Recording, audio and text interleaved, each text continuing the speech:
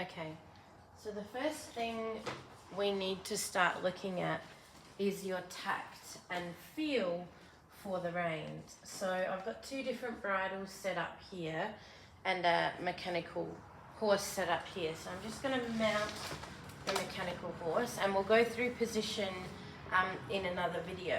So what I want you to do, and you can do this with somebody else as well, is I want you to collect up the reins and work out and see how the bit is actually touching the mirror there. I want you to work out at what point you start to pull the bit up and back.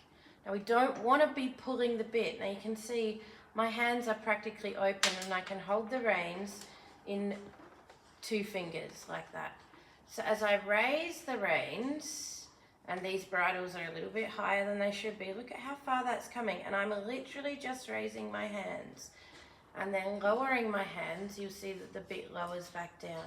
So if I want to keep that bit in contact with the mirror, I need to use very small movements, and I'm not sure if you can see, but that bit is moving just with these very small movements. So going to the right, going to the left, half halt, reverse half halt. You can see my hands are nearly not moving at all. Now let's have a look at what seesaw does. See how I'm not moving my hands very much at all, but look at what it does to the bit in the horse's mouth. I wouldn't want to move either if that's what I was potentially getting from a bit in my mouth. And if we look at the other type of reins and another type of bit, a loose ring bit here, you can see as soon as I took up contact, look at what happens to that bit in that horse's mouth. Look how far off the wall it came. So again, I need to find where it can still be as close to the mirror as possible, but I can have my hands in a nice relaxed position.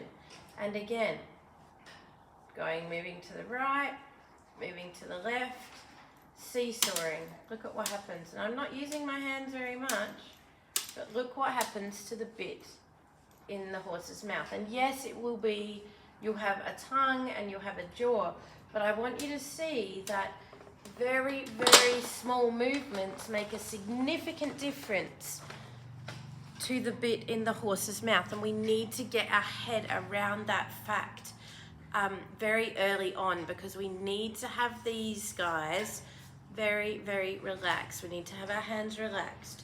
So I'll give you some exercises to do beyond this.